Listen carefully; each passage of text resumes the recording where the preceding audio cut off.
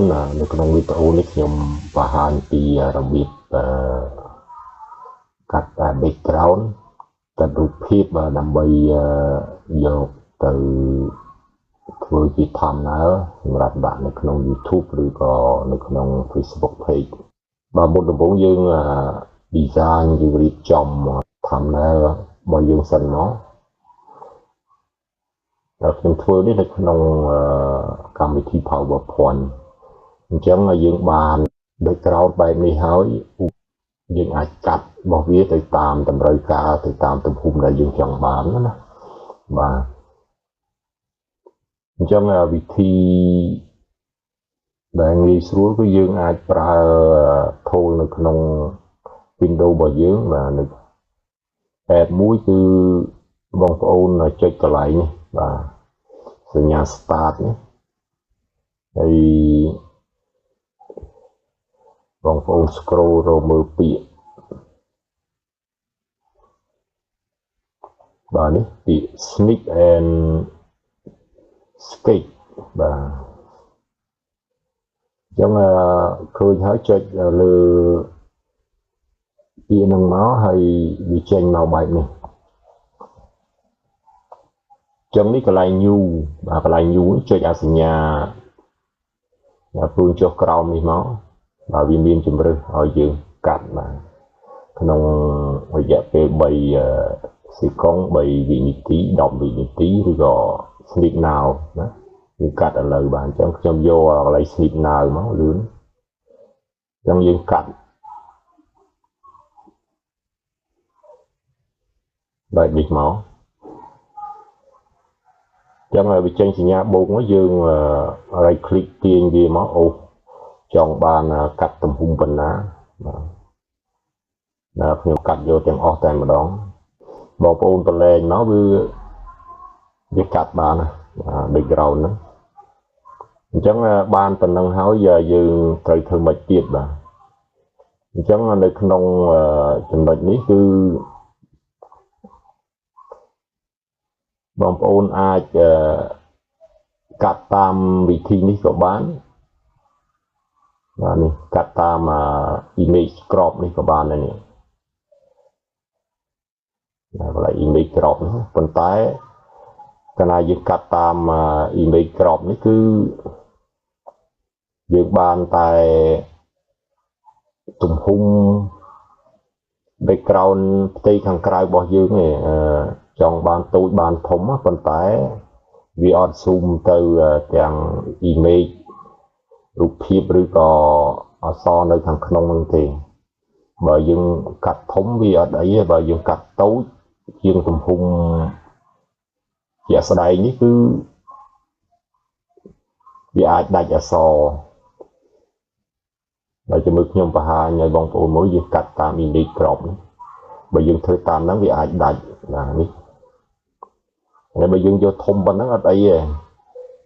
តែបើយើងយកតូចទំហំតូចជាងហ្នឹងវាអាចដាច់ណាអញ្ចឹងអក្សរឬក៏ image នៅខាងក្នុងហ្នឹងវាអត់ទៅ zoom ទៅតាមទេអញ្ចឹងវាដាច់វាកាត់តាម image crop ហ្នឹងបាទវាកាត់តាមហ្នឹងណាយើង click អានេះមក apply ឬក៏ enter ហ្នឹងមកគឺវាដាច់បានប៉ុណ្ណឹងអញ្ចឹងគឺយើងមិនអាចយកទៅធ្វើ thumbnail បានទេអញ្ចឹងវិធីដែលយើងកាត់តាម snip ហ្នឹងគឺបងប្អូនទៅ save សិនបាទហើយយើងត្រឡប់ទៅដើមវិញសិនមកបងប្អូនកាត់បែបមិញបានហើយនេះខ្ញុំសារឡើងវិញដើម្បីកាត់ម្ដងទៀតបាទអញ្ចឹងនេះយើងមកដល់កន្លែងមិញអញ្ចឹងដូចខ្ញុំបង្ហាញបាញ់មិញអញ្ចឹងគឺទៅយើងកាត់តាម image crop នេះគឺវាដាច់អក្សរអាចដាច់អក្សរឬក៏ដាច់រូបភាពបាទនៅក្នុង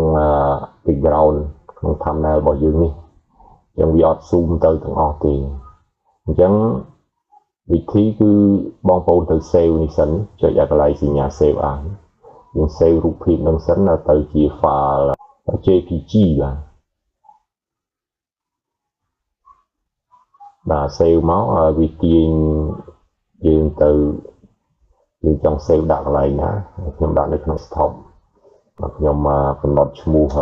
file របស់ខ្ញុំមកដាក់ A ខ្ញុំបងប្អូនចុច save មកហើយ save មកបាទអញ្ចឹងវា save ហ៎ save យើងលុបរូបភាពនឹងសិនមកបាទហើយយើងត្រឡប់ទៅយក file ដែលយើង save មិញបាទនេះខ្ញុំដាក់នៅលើ desktop បាទនេះរូបភាពដែលយើងកាត់មិញ background ដែលយើងកាត់មិញអញ្ចឹងមកដល់នេះរូបភាពនេះគឺជា file JPG ហើយអញ្ចឹងយើងអាចកាត់បានទៀតនេះវាមាន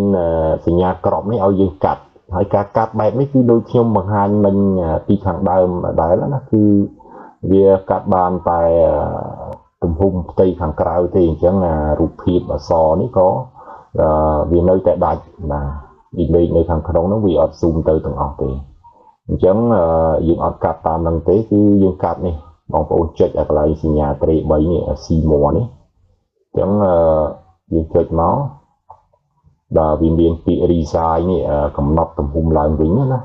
ដែលយើងអាចកាត់បានតាមទំហំដែលយើងអាចកំណត់ជាលេខបាទ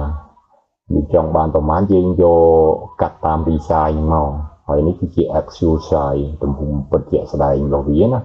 អញ្ចឹងយើងអាចមើលទំហំពិតជាក់ស្ដែងទំហំរូបភាពនៅក្រៅនេះទំហំប្រមាណបាទអាចធំជាង1280គុណនឹង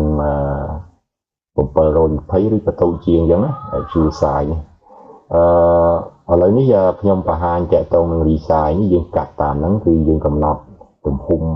ដែលយើងចង់បានយកទៅដាក់timeline អញ្ចឹងបងប្អូនចុចកន្លែងហ្នឹងមកនេះមកដល់កន្លែងនេះយើងយក define custom dimension នេះបាទខាងក្រោមនេះយើងចុចខាងក្រោមហ្នឹងមកបាទអញ្ចឹង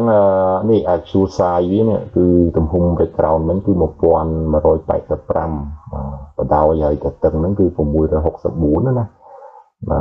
អញ្ចឹងយើងចង់កំណត់ថាទំហំតូចជាងហ្នឹងក៏បានធំជាងហ្នឹងក៏បានបើធំជាងហ្នឹងវាអត់អីទេវាអាចវាអត់ដាច់image ឬក៏អក្សរនៅខាងក្នុងហ្នឹងទេធំណាតែបើតូចជាងហ្នឹងវាអាចដាច់ដូចខ្ញុំបង្ហាញការក្របកាត់ពីខាងដើមអញ្ចឹងនៅក្នុងនេះយើងកាត់តាមវិធីនេះគឺយើងអាច zoom បានទាំងអស់ទាំងរូបភាពទាំង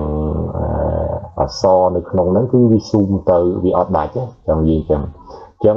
មុននឹងកំណត់ទំហំនឹងបានបងប្អូនចុចដកធីកនេះចេញមកអញ្ចឹងឧបមាថាយើងកំណត់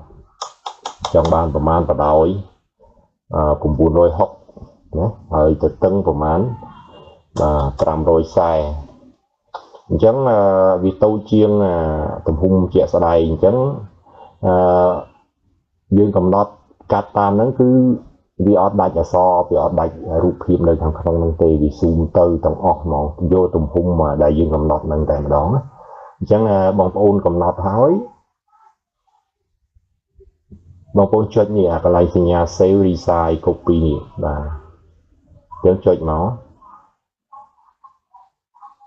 បាទនេះវាទាញទៅរកកន្លែងឲ្យយើង save file ហ្នឹងបាទអញ្ចឹងយើងដាក់នៅកន្លែងណាខ្ញុំដាក់នៅ desktop ទៀតចុះមកអញ្ចឹងខ្ញុំកំណត់ឈ្មោះ file ឲ្យដាក់ថាខ្ញុំដាក់ B អញ្ចឹងណាអញ្ចឹងកំណត់ហើយគឺចុច save មកណាអញ្ចឹងវា save វាដំណើរការអញ្ចឹងគឺហើយគឺប៉ុណ្ណឹងបានណាអញ្ចឹងបងប្អូនត្រឡប់ទៅមើលfile របស់យើងវិញដែលយើង save មិញណានេះអញ្ចឹងទំហំនេះគឺជាទំហំដែលអត់ដូចមុនទេបាទអញ្ចឹងគឺទំហំដែលយើងកំណត់មិញគឺក្នុងទំហំ660គុណនឹង540ណាបដោយ960កម្ពស់540អញ្ចឹងយើង upload ទៅធ្វើជា thumbnail ដាក់ YouTube ឬក៏នៅក្នុង Facebook page គឺដាក់ទៅត្រូវតែម្ដងអញ្ចឹងណាបាទហើយ អានេះគ្រាន់តែខ្ញុំឧទាហរណ៍ទេទំហំនេះអញ្ចឹងបើthumbnailយើងដាក់កម្រិតណាគឺអាស្រ័យទៅលើបងប្អូនខ្ញុំកន្លងមកខ្ញុំធ្លាប់ធ្វើខ្ញុំដាក់960គុណនឹង540ណាthumbnailដាក់ YouTube បាទហើយនៅក្នុង Facebook page ក៏ខ្ញុំកំណត់ប៉ុណ្្នឹងដែរប៉ុន្តែវាខុសកម្ពស់បន្តិចហើយឥឡូវនេះsize របស់វា YouTube អាចដាក់បានរហូតដល់1280បាទគុណនឹង720បាទគឺយើងដាក់ទំហំប៉ុណ្ណឹងក៏យើង upload ទៅក៏វាត្រូវដែរអញ្ចឹងយើងកាត់តាមវិធីហ្នឹងគឺ